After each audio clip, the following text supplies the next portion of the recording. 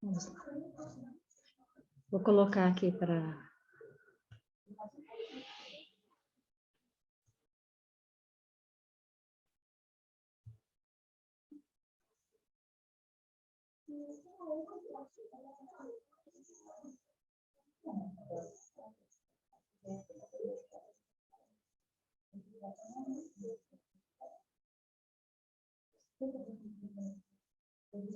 Que isso? Ô, Jaque, eu Oi? não sei você, mas o dia que eu fui tentar fazer isso, eu tive que colocar o PowerPoint para depois colocar para gravar, senão eu não achava ele. É mesmo? Não sei se... Agora eu perdi tudo aqui. Para, então, a Ah, não, aqui. gravação. Espera aí. Já vai cair aqui agora. Tá. Vamos ver, vocês estão vendo? Ainda não.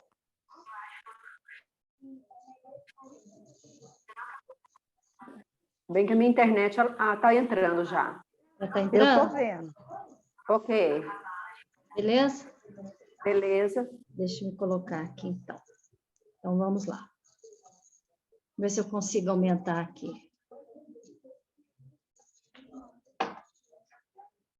Pessoal, eu vou começar falando um pouquinho, acrescentando algumas coisas que eu percebi, né? A Vera falou muito bem a respeito do bem e do mal, né?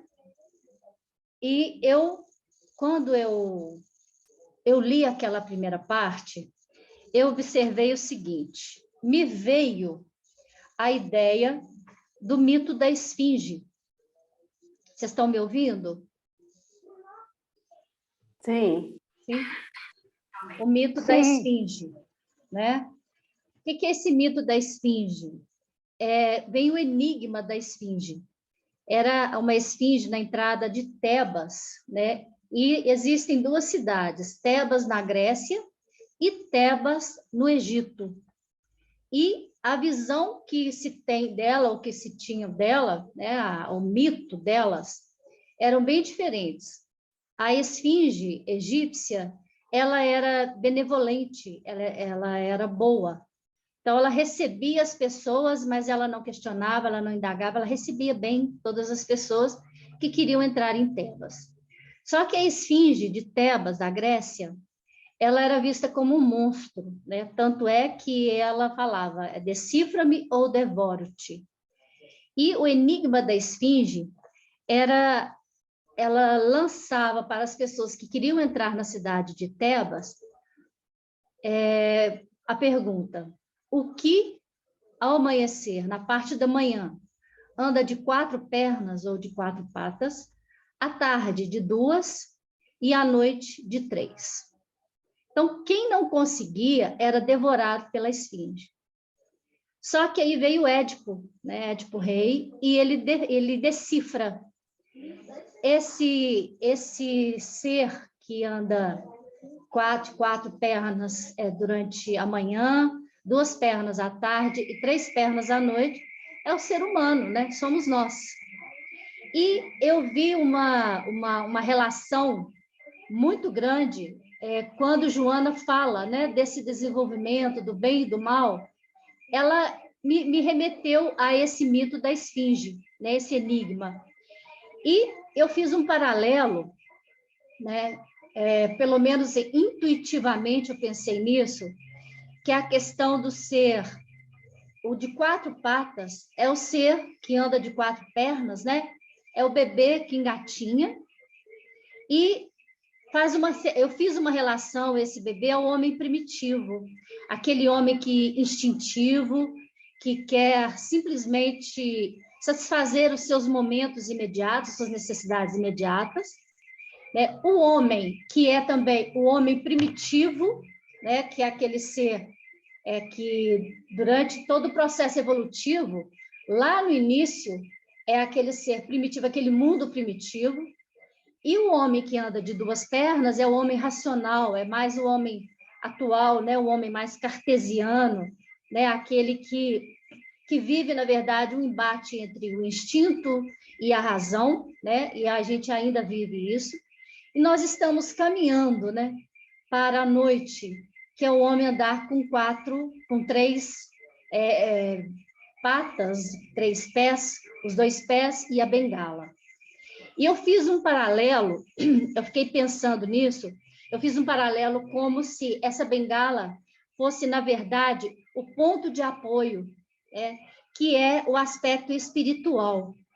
Então, no apagar das luzes, na noite, né, a noite nada mais é do que o prenúncio de um novo dia. Então, um novo dia que virá, né, que é a questão do homem sadio, que é o homem que tem uma consciência espiritual mais avançada, né?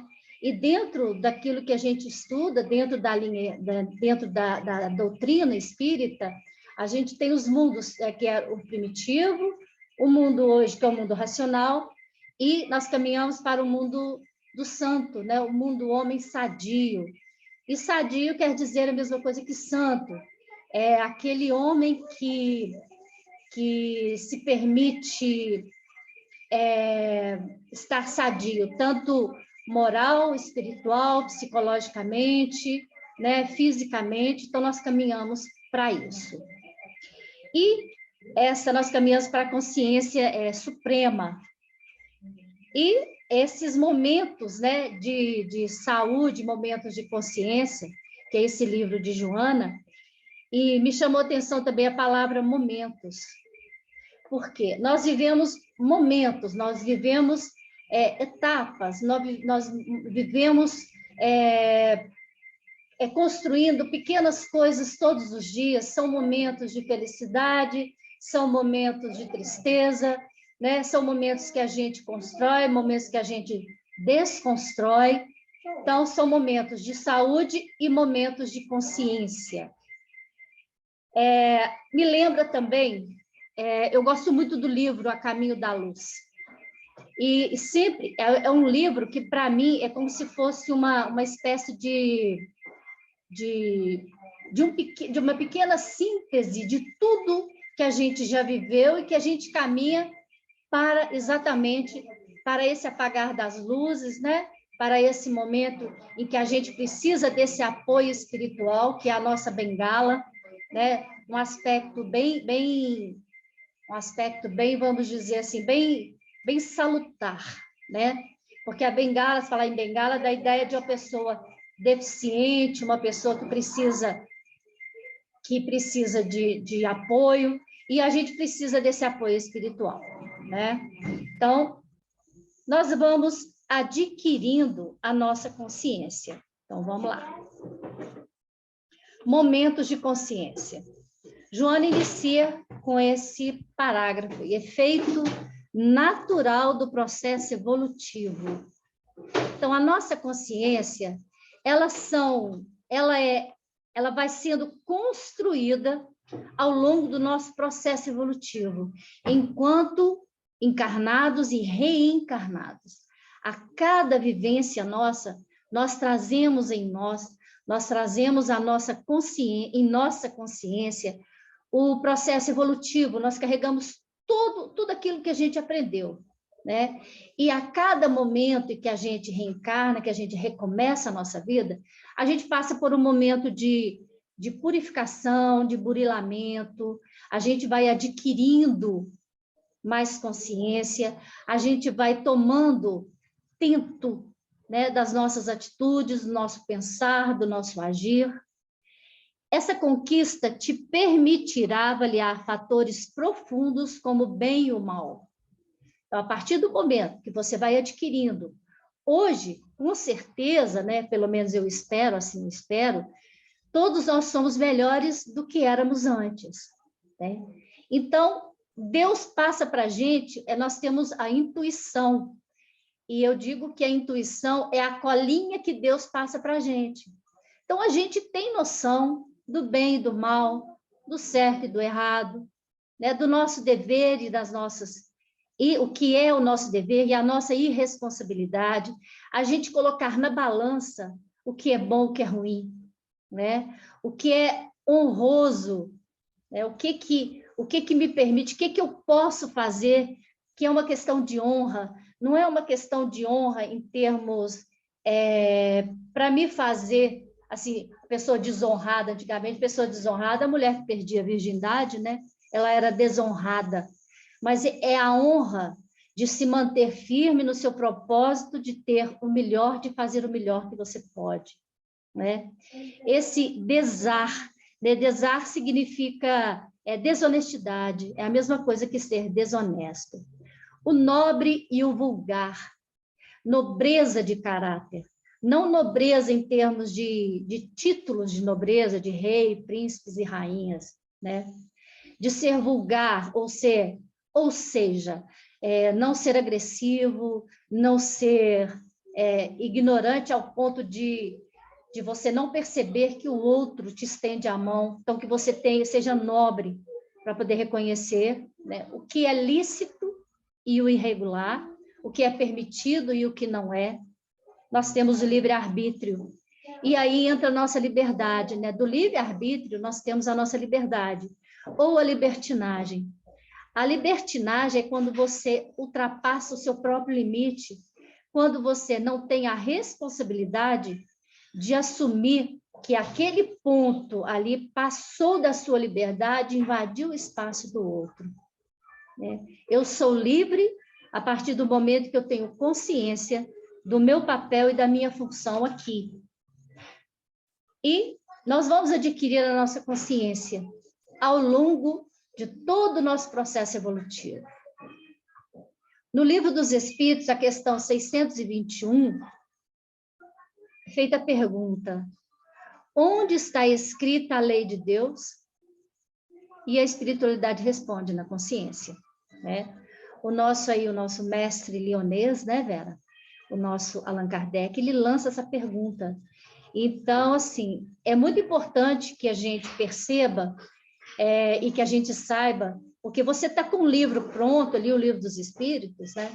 Você não sabe o processo, todo o processo que o Allan Kardec ele passou para chegar a essa conclusão, para poder fechar em um livro.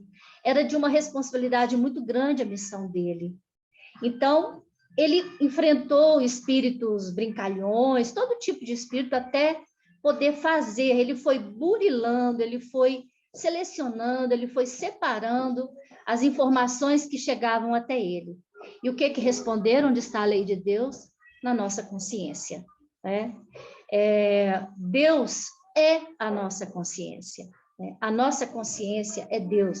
Então, eu trago comigo esse germe, né?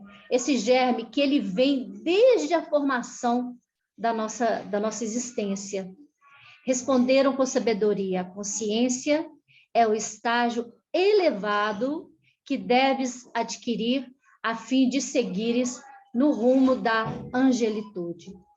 E a gente consegue entender, a gente consegue perceber que à medida que você desenvolve, que você adquire a sua consciência, a gente desenvolve a nossa capacidade de compreender o outro, de entender a nós mesmos. Se a gente não consegue entender a gente vai ter uma certa dificuldade em entender o outro, né? Não vai adiantar que eu estenda só a mão para o outro e faça tudo, e tire a minha roupa, e eu não posso ficar nua, né? Eu não posso ficar nu, eu não posso deixar de me valorizar, né? Porque eu devo amar o outro, assim como eu vou me amar também. Então, vamos lá. Então, para a aquisição da nossa consciência. Essa consciência, Joana deixa muito claro que não é uma consciência de natureza intelectual. Essa aquisição de natureza intelectual é aquela que a gente adquire, um exemplo simples, não só nisso, mas em bancos de escola, né? A intelectualidade, às vezes, ela nos torna até um pouco mais céticos, né? Ela nos torna mais frios, às vezes, né? Mas o que a gente tem que levar em consideração aqui, a questão da tomada de consciência, a aquisição da nossa consciência. São as nossas experiências evolutivas.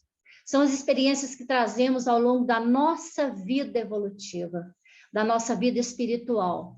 Porque essa vida que a gente tem hoje eu tenho uma marca, né? Essa aqui é a Jaqueline, mas o espírito que eu carrego, que eu sou, a minha essência, ela é eterna, ela é única. Então, ela vai ter várias roupagens, teremos várias roupagens. E essas roupagens, elas têm como função, como oportunidade do nosso espírito para a gente exteriorizar as nossas ações, para a gente mostrar ao outro. Abaixa um pouquinho aí, Matheus, por favor. Para mostrar ao outro o que eu aprendi com todo esse processo evolutivo meu, ao longo da minha caminhada evolutiva, né? Que tipo de conhecimento eu fui lentamente adquirindo? Esse conhecimento acadêmico e o conhecimento, coloquei aí pessoas incultas, mas no sentido de pessoas que não passaram ou que não frequentaram altos bancos de escola, ou que às vezes nenhum banco de escola. O conhecimento acadêmico, ele não me dá a carteira, né, de entrada para uma consciência maior. Eu posso, por exemplo, eu sou uma professora de português, né? Eu sou uma professora de português, dou aula de português, ensino as regras de português, mas eu vou conversar com um aluno, eu não sei conversar com ele, eu sou agressiva, eu sou violenta, ou eu uso palavras de baixo calão, ou eu não respeito, né? Então, eu não estou aplicando o que eu aprendi academicamente na minha vivência, no meu cotidiano. Enquanto que pessoas que não tiveram esse conhecimento, não tiveram conhecimento extenso, né, de domínio científico, seja lá qual for, essas pessoas, elas têm uma facilidade muito maior de ouvir o outro, de perdoar, de aceitar, né, de relevar, né? Elas não vivem um processo de agressão e nem de autoagressão.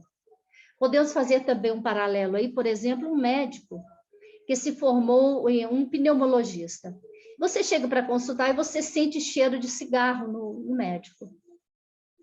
Que confiança o paciente terá numa pessoa que aprendeu que deve respeitar, que você não deve fumar, porque você vai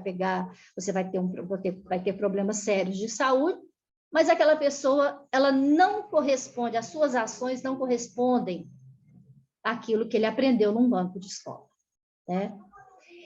Nós temos aí os espíritos missionários, né? Esses espíritos missionários, às vezes, eles chegam, eles nos vêm com um conhecimento além.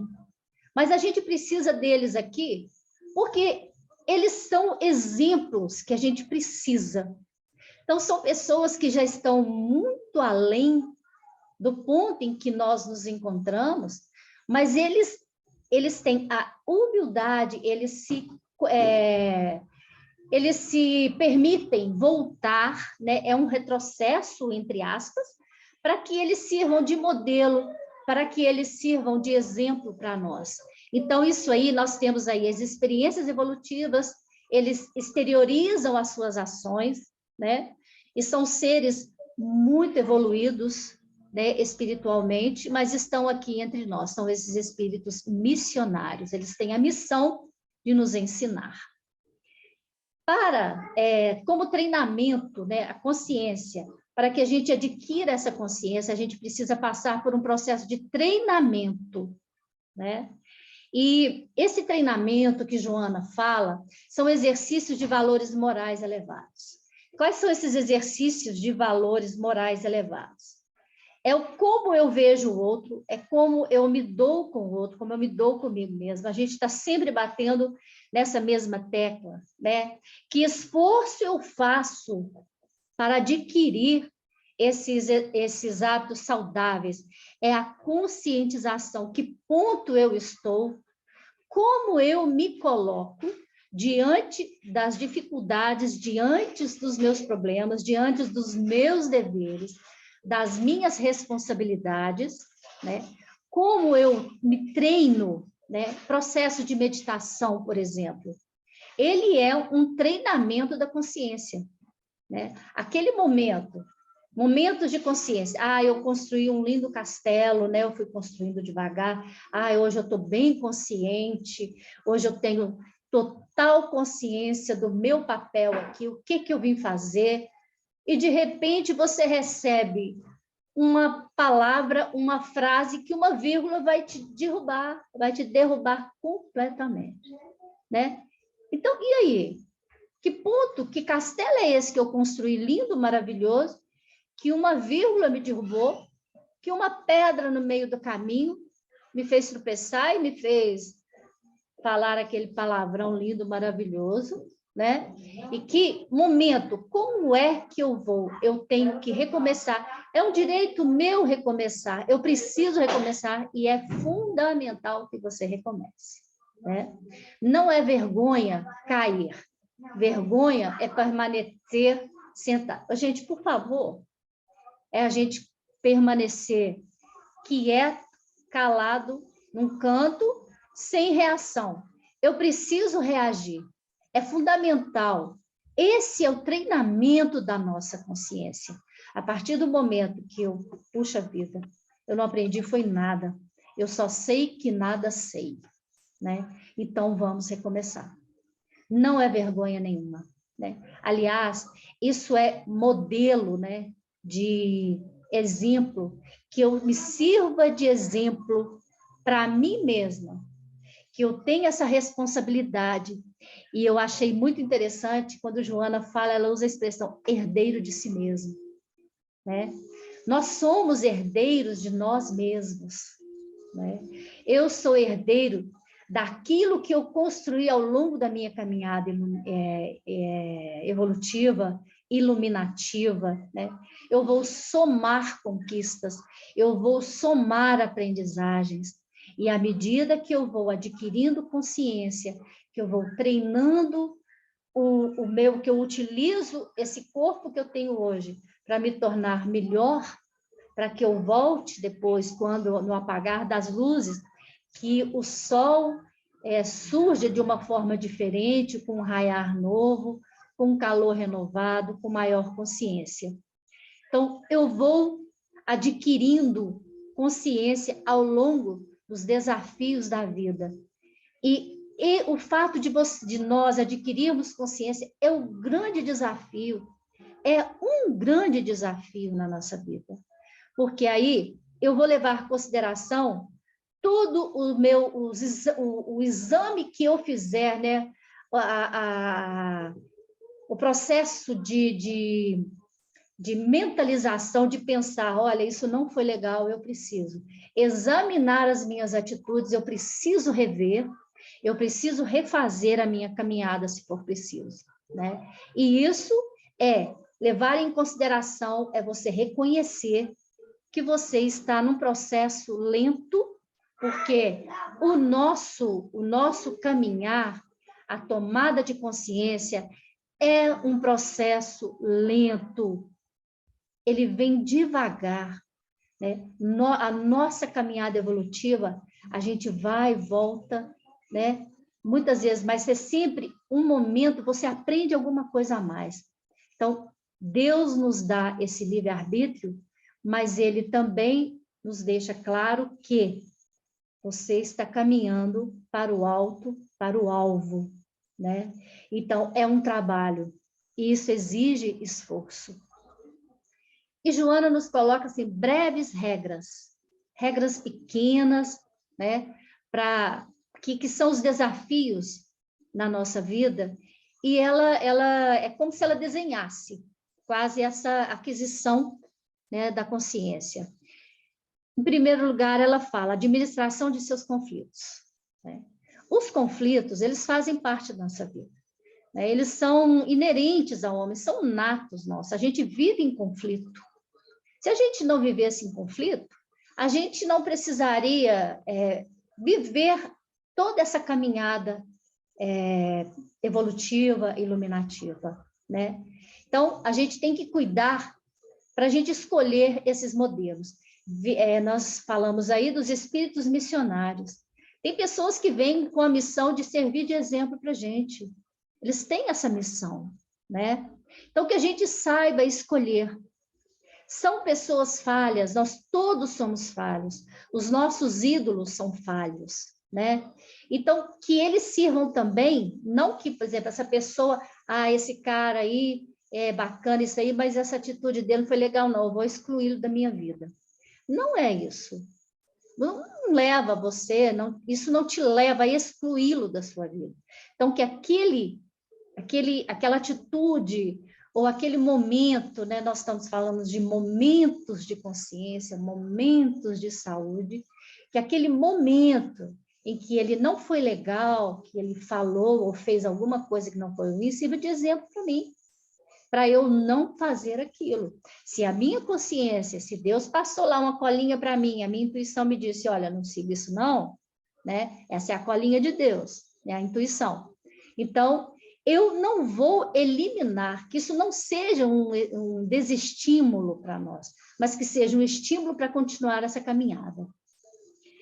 Concede-te maior dose de confiança nos teus valores, né? Todo o processo que eu venho falando. Errou? Levanta, né? Levanta, sacode a poeira e dá a volta por cima, né? Um homem de moral não fica no chão, nem quer que ninguém venha lhe dar a mão, reconhece a queda e não desanima. Levanta, sacode a poeira e dá a volta por cima. Então, é isso, conceder a dose de confiança é você mesmo, é você acreditar em você. É você perceber-se realmente um ser falho. Olha, eu errei, puxa vida, isso tão claro, eu já aprendi isso tanto, mas eu continuo caindo tropeçando na mesma pedra. Então, vamos usar aí a aprendizagem, né, da água, eu esqueci o nome agora, aprender com a água que contorna a pedra que tenta barrá-la e segue em frente. Não fuja do enfrentamento dos seus problemas. Enfrente os seus problemas, né? Encare-os de frente. Encarar de frente é um pleonasmo, mas é realmente, às vezes a gente precisa encarar mesmo, é chegar na frente do espelho e falar assim, puxa vida, cara, você está fazendo isso tudo de novo, não é possível, né? Você já está cansado de saber que isso aí não dá certo, que é um problema, em frente, né? Vamos conversar com a gente mesmo. Se precisar de ajuda, peça ajuda. Vamos enfrentar os nossos problemas. Enfrentando os nossos problemas, nós vamos reagir à depressão. Nós não vamos cair no vitimismo. Nós vamos trabalhar essa questão da autopiedade, né? Essa questão de você se achar vítima de determinada situação. O que é seu, Deus não manda não manda nada para o endereço errado. Se chegou para mim, é porque é meu. Se eu vou ter que enfrentar isso, então é meu, eu vou ter que enfrentar. Eu vou ter que ter força, eu vou ter que tirar, né, leite de pedra, eu vou ter que fazer florir no asfalto. Então, eu vou ter que fazer alguma coisa para que eu não me acomode. Né? Se eu me exilo, se eu me fecho, eu estou perdendo a oportunidade de crescer. Um problema que muitas vezes chega para a gente, ele vem como missão, ele vem como lição, mais do que missão, ele vem como uma lição. Então, que eu saiba interpretá-lo, que eu tenha olhos de ver, ouvidos de ouvir, né? E que os nossos problemas, eles não são os piores, né? As coisas são como são. Os problemas valem quanto pesam. Eu vou receber aquilo que eu vou pagar o que eu estiver devendo. Mas eu vou ter que pagar. Eu tenho uma dívida, eu tenho que pagá-la. Eu posso empurrar essa dívida, eu não quero nessa nova encarnação, eu vou deixar para resolver na próxima. Mas você vai ter que resolver, que seja na próxima, né? Liberta-te da queixa pessimista e medita mais nas fórmulas para preservar e produzir. Então, aquela pessoa que está sempre se queixando, tudo está ruim. Você fala com ela, ah, não, mas isso assim, nossa, mas isso a minha vida hoje está ruim demais, ah, mas eu não dou conta, ai, meu marido é complicado, minha esposa está difícil. Senta e conversa, né? Vamos perseverar, vamos acreditar que algo vai ser melhor, que as coisas vão ser melhores, vamos acreditar nisso, né? E você, a partir do momento que você acredita que o seu caminhar é uma evolução, que a cada dia você aprende, você toma mais consciência do seu papel enquanto espírito eterno, quando você toma consciência de que você está a caminho da luz, né? Você vai fugir do ócio. Você não vai cruzar os braços e esperar a vida passar em brancas nuvens, né? Em plácido repouso adormeceu. Então, você ficar parado no tempo. Uma hora vem uma ventania, um vendaval e vai te tirar da sua zona de conforto, que é tão desconfortável, né? Se a gente soubesse o tanto que a nossa zona de conforto é desconfortável, a gente sacudiria, né? Daria a volta por cima. Então, cuidemos dos nossos pensamentos. Que eu não alimente. O pensamento ruim, ele vai chegar? Vai, né? Mas que eu tenha consciência de que aquele pensamento, não puxa a cadeira para ele sentar, não, né? Recebe, abre a porta para ele, bate um papinho com ele e fala assim, agora você volta lá para o seu lugar, que aqui não tem espaço para você, né? Então, que suas ações nasçam do coração. Que tudo que a gente fizer, que a gente faça com amor, né? Ainda que eu fale a língua dos homens e dos anjos, se eu não tiver amor, eu nada serei. Eu serei somente um barulho. Se eu não doar, como o César estava falando, se eu pegar os meus brinquedos do meu neto e doar, se eu não fizer isso com amor, pensando que eu gostaria de receber esse presente, eu gostaria que meu filho recebesse esse presente, ou meu neto recebesse esse presente, então, que eu saiba refinar os meus pensamentos, que nós saibamos refinar as nossas ações, que a minha mão esquerda não saiba o que a mão direita faz. Que se eu tiver essa consciência, eu estarei livre de pensar ou de querer glórias, de querer honras, porque a honra maior vai ser a aquisição de consciência que eu caminho, que eu levo todos os dias, que eu levanto, que esse seja o motivo para eu me levantar, para eu me erguer, para eu me tornar melhor enquanto espírito em evolução. Lembre-se de que você é humano. Lembre-se, que a gente se lembre de que nós somos falhos, que nós somos limitados, né? Mas que essa limitação, ela não seja limitante em minha vida, né? Que eu seja responsável pelas minhas atitudes e que eu tenha pensamentos responsáveis e ações responsáveis também.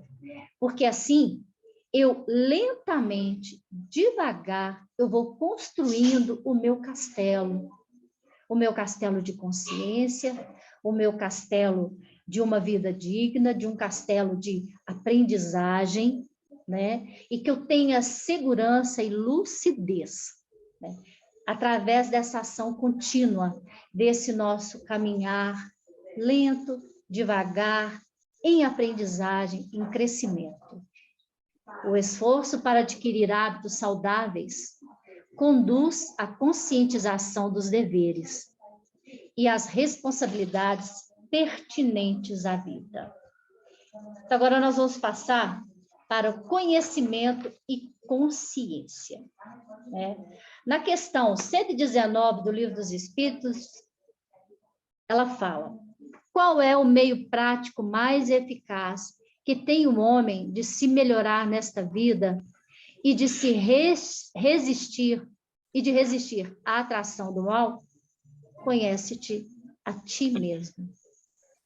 E eu só vou me conhecer de verdade se eu me permitir reconhecer que eu estou em construção, que eu estou em crescimento mental, físico, espiritual. Jung, Joana começa essa parte falando de Jung, né, que ao longo, ele percebe em todos os povos, nos estudos dele, ele percebeu que em todos os povos há uma predominância de uma crença, três fatores predominantes de crença. É crença em Deus, na sobrevivência da alma e a ação benfazeja pelo próximo, tanto quanto a si mesmo. Então, crer em Deus, essa crença em Deus, a partir do momento que eu sei que Deus é a minha consciência, que é essa fagulhazinha, né, que está sempre presente no meu pensamento, nas minhas intuições, naquilo de bom que eu desejo, naquilo de bom que eu faço, ou no mal que eu faço, mas que eu passo a ter consciência dele e tento trabalhar para que aquilo não aconteça ou que eu me melhore um pouco mais. A questão da sobrevivência da alma. Os povos, essa questão do inferno, purgatório, o céu, né? Imagina você acreditar que a sua alma, a sobrevivência da alma, vai viver no inferno eternamente. Isso é torturante, né? Então, a sobrevivência da alma é a minha essência, né? É o meu espírito, é a minha consciência. E a questão da ação benfazeja, o que eu faço de bom para o próximo, né? Eu estou fazendo a mim mesma, e se eu faço a mim, eu estou aprendendo comigo e vou ensinar. Então, que eu seja esse modelo. Não será que seria pedir muito que a gente seja, hoje, que a gente trabalhe para a gente ser um exemplo missionário, um espírito missionário aqui? Será que seria arrogância, sim? Eu não tenho condições. Mas que a minha ação sirva de exemplo, que eu seja uma professora de modelo, que eu seja um médico que corresponde com aquilo que eu creio, né? Eu achei interessante que, lendo isso aqui, me veio a ideia do cético e do agnóstico, né? A pessoa que diz que não acredita em nada. Eu achei interessante a comparação. Não sei se eu vou conseguir passar para vocês, mas eu vou tentar. Cético, por exemplo, tem duas pessoas debatendo, né? Eu acredito na vida após a morte, eu acho que quando a gente morre, ou o espírito não morre, não acaba aqui, a gente continua. Esse corpo, ele não existe, mas o espírito continua, a preservação e sobrevivência da alma. O cético, ele vai dizer se acredita ou não. Então, ele vai tomar partido de um, né? Ele vai falar, não, eu não acredito nisso, né? Ele toma aquilo ali. E o outro, se eu acredito, eu não sou cético, né? Eu sou um crente, eu acredito, eu creio. O agnóstico é como se duas pessoas se debatendo, né? Se eu estiver errada, me corrijam. Eu vejo como duas pessoas discutindo isso, né? E um querendo provar para o outro que existe vida, que não existe vida após a morte. E o agnóstico é aquele, fala assim, qual você acredita? Eu não acredito em nenhum dos dois. Porque se eles não têm como me provar isso, então não acredito nem que exista, nem que não exista. Para mim, tanto faz. Então, isso é uma forma de agnóstico. Eu li sobre isso, achei isso interessante, sabe? E aqui, para que essa presença da consciência, né? A sobrevivência da alma e essa ação do bem para o outro e para comigo, né? São esses suportes de ética que eu vou levar ao longo da minha vida, né? Da minha fé religiosa, aquela fé que eu professo. Só que a gente tem que se lembrar de uma coisa, nós somos, como diz Jung, Nós somos arquétipo coletivo, né? O meu eu espiritual, que vem da erraticidade, né?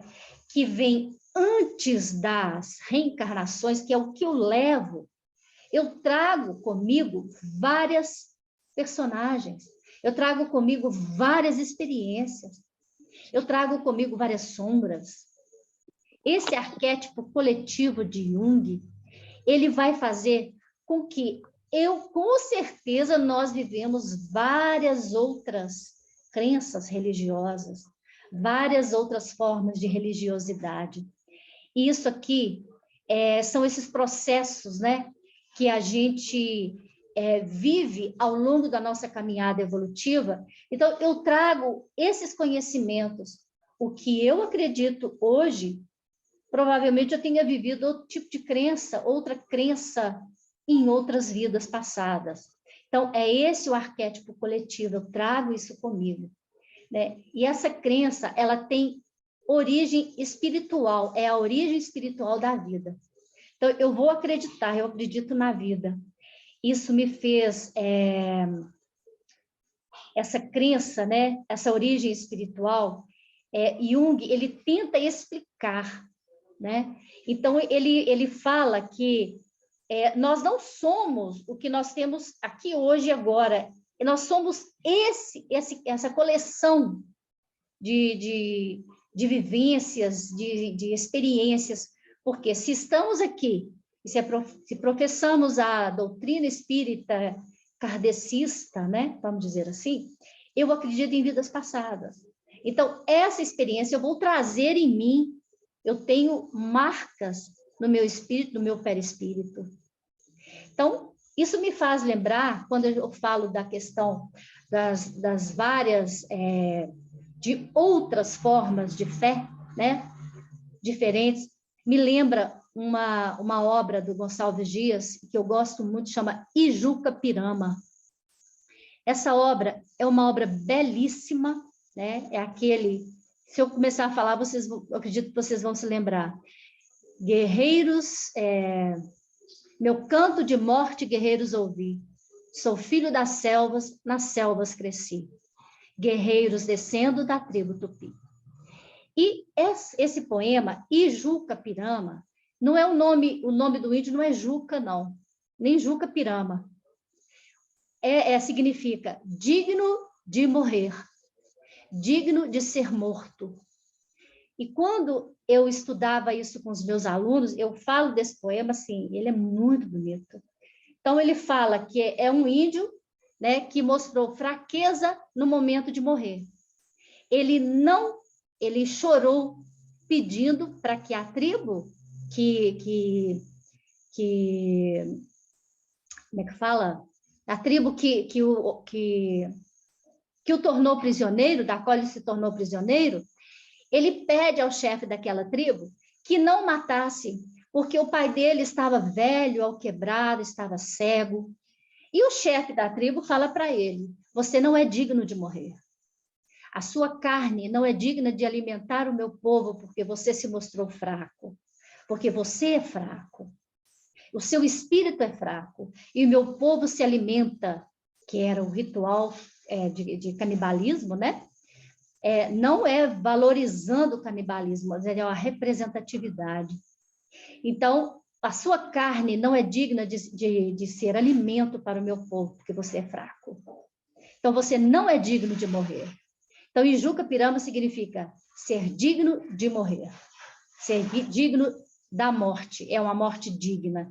E eu fazia esse paralelo com a hóstia que é ofertada no momento lá da missa, né? A hóstia que é corpo de Deus, né? O corpo de Deus, amém?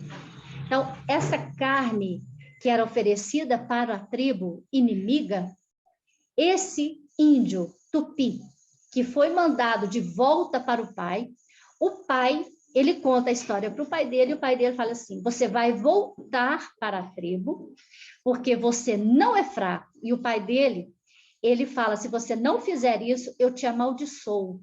Você não vai encontrar sequer uma pedra para repousar na sua cabeça. E ele volta, né? Então, ele volta, e quem conta essa história é um índio já depois de muitos anos da tribo inimiga que conta que aconteceu isso. Então, é uma obra belíssima, né?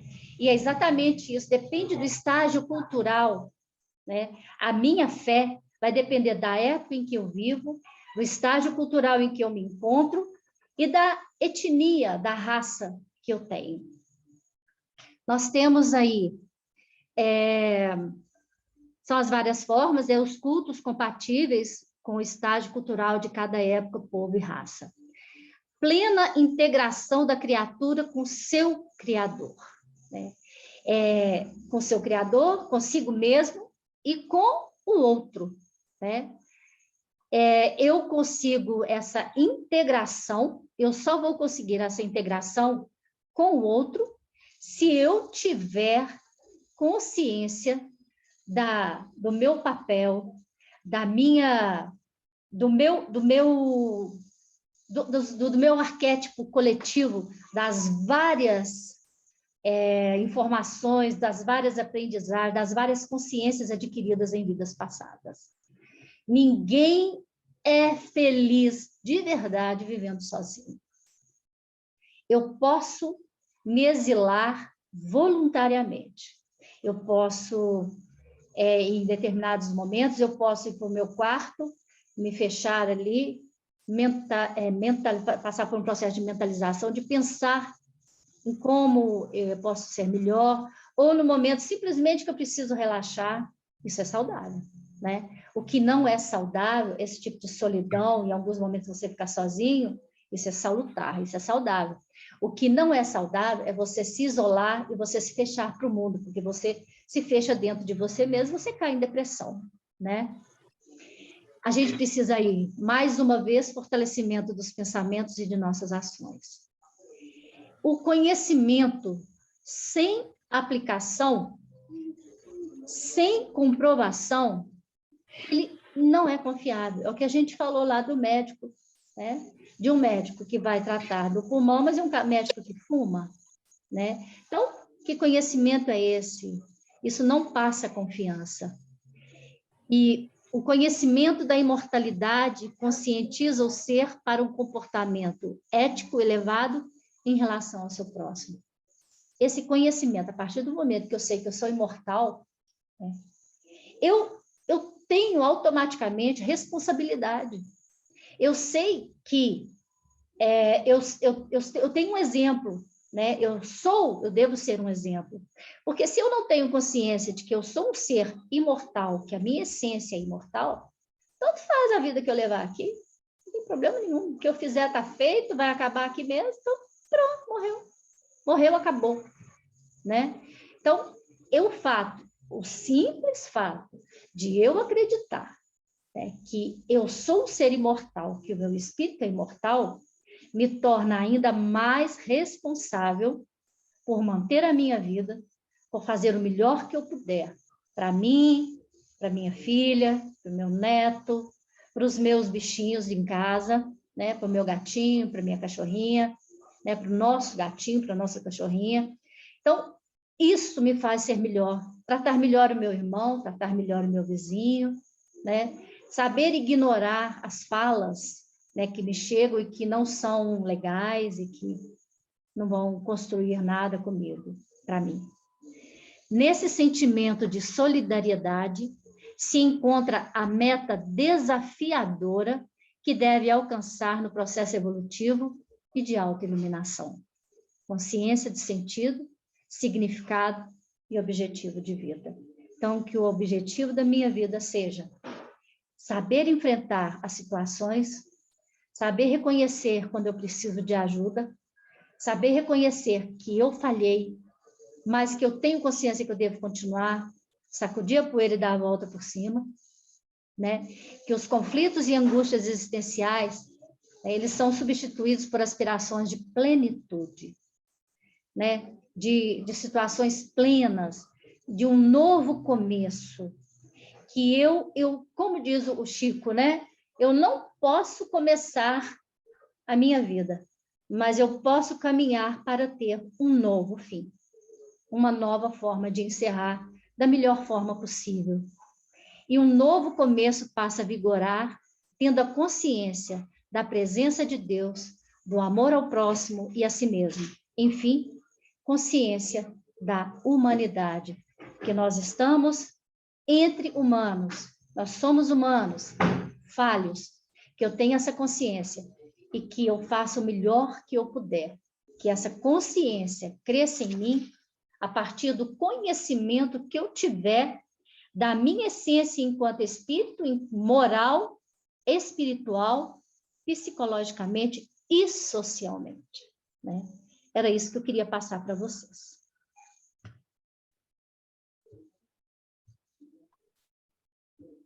Agora deixa eu ver como que eu paro aqui.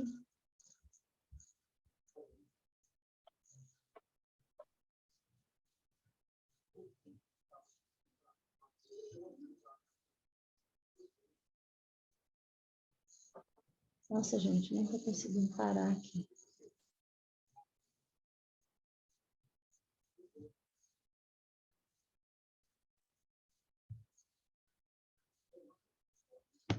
Isso. Aí. Agora eu vou parar a gravação, só um minutinho.